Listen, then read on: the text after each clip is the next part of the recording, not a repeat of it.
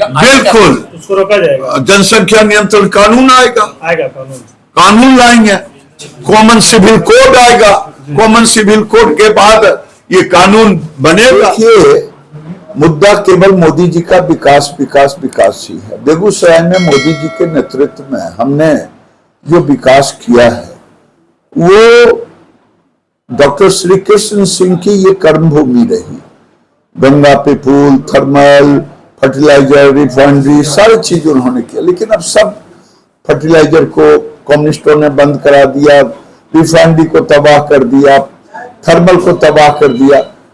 नरेंद्र मोदी ने पुल बैठने लगा, एक 6 लेन पुल दिया रोड का जो बन रहा है, रेल पुल दिया, एनटीपीसी का 2 यूनिट दिया। फर्टिलाइजर बंद पड़े, फर्टिलाइजर को लोग कहता ही नहीं था कि अब फिर से स्टार्ट होगा। मोदी जी ने इसको भी 10,000 करोड़ लगा के किया। रिफाइनरी को लगभग 25,000 करोड़ लगा के यहाँ डंपिंग यार्ड बन रहा था।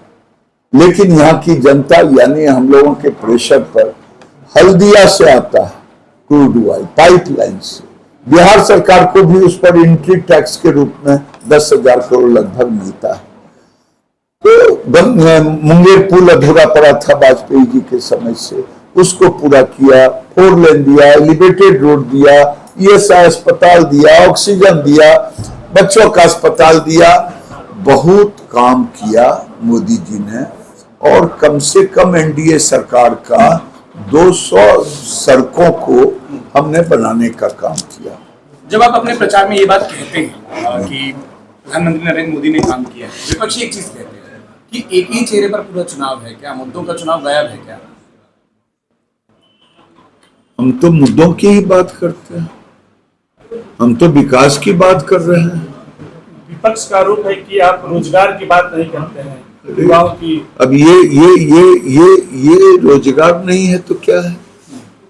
आज हजारों साइकिल और मोटरसाइकिल फर्टिलाइजर के गेट पर लगा होता है, 1000 साइकिल और रिफाइनरी गेट पे होता है, थर्मल में हो, एनटीपीसी में होता है।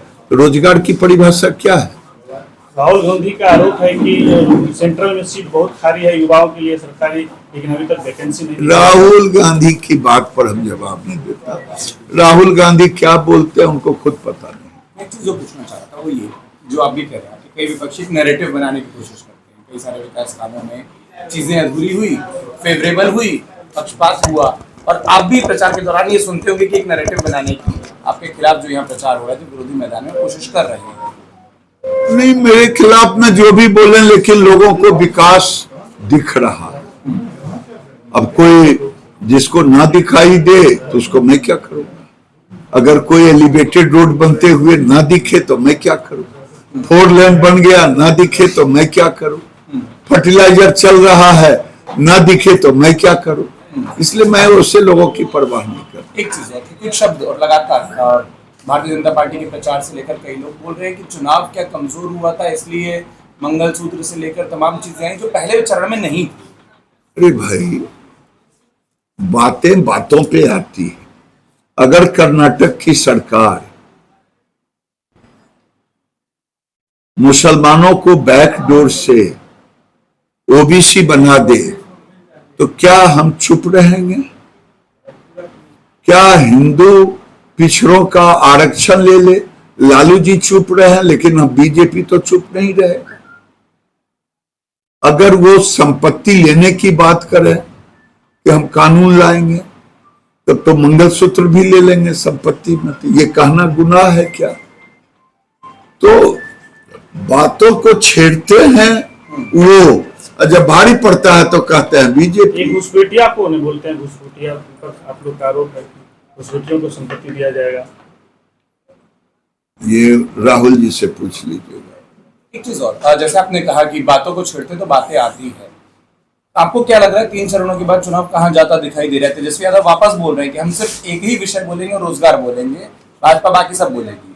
मैं तेजस्वी से पूछता हूँ, पिताजी ने तो बड़ा रोजगार दिया था, जंगल राज बनाया था, अपराध की प्रकाष्ठा पर था, लोग वसूली करते थे, वो राज था।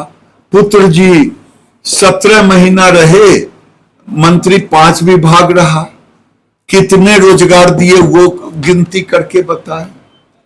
केवल कहने से होगा? मुंह सुंदर है, उम्र कम है और अच्छी बातें बोलने से होगा कि 17 महीने का 2 बार डिप्टी सीएम रहे? क्या रिजल्ट रहा? किसको बेवकूफ बनाना चाहते हैं? सार्वजनिक मंचों से आप बोल रहे हैं नंबर दें, वो 5 लाख का आंकड़ा बोलते हैं। 5, मैं तो कह रहा हूं कि चुनौती के साथ 17 महीने में उन्होंने अपने विभाग में माल महाराज का मिर्जा खेले होली, नीतीश कुमार रोजगार दे और उसको वो स्कूल वाला टीचर वाला, ये एनडीए के समय से है, उनको क्या लेना देना इस? अगर लेना है तो उसको भी लेना चाहिए। आप बताएं ना कि आप 5 विभाग के, हमसे पूछे कोई कि आपने गिरिराज जी अपने विभाग में क्या किया, हम बताएंगे ना कि हम 10 करोड़ घरों तक सेल्फ हेल्प ग्रुप को ले गए। उनको बताना पड़ेगा कि 5 विभाग में आपने कितनी नौकरियां दी। ये गोएबल्स की थ्योरी लेके 100 झूठ को बोल करके अपने को ऊंचा करना चाहते हैं। आपको प्रचार में जाने का आखिरी चीज, विपक्षी चीज और कह रहे हैं कि गिरिराज जी का कोई भी भाषण सुन लीजिए, 2 शब्द पाकिस्तान मुसलमान ना आए तो प्रचार पूरा नहीं होता। बिल्कुल सही कहा। मैं मुसलमान का नाम नहीं लेता, मैं विकास की ही बात करता, गरीबों की बात करता, लेकिन मैं डंके की चोट पे कहता कि मुझे देशद्रोहियों का वोट नहीं चाहिए, मुझे पाकिस्तान प्रस्त लोगों का वोट नहीं चाहिए। मैं कहता हूं, कहते रहूंगा, क्योंकि मैं वोट बैंक की राजनीति नहीं करता। आज जनसंख्या हिंदुओं का गिर गया, मुसलमानों का बढ़ गया, रिपोर्ट आया है, रिपोर्ट में तो 8% है, लेकिन मेरे ख्याल से 8% था 47 में, आज आंकड़े में 14-15 है, सरकारी आंकड़े में मेरे हिसाब से 20% है। हिंदुओं का गिरकर जो 88-85 था वो घट करके 70 पे आ गया। तो ये गजबाए हिंद का एक चल रहा है और गजबाए हिंद का चलेगा, और वो गजबाए हिंद चलाएंगे, हम गजबाए हिंद को रोकेंगे। क्या जब तीसरी बार सरकार आएगी तो क्या उस पर काम आएगा? जब आप बोल रहे हैं रोकेंगे, रोकने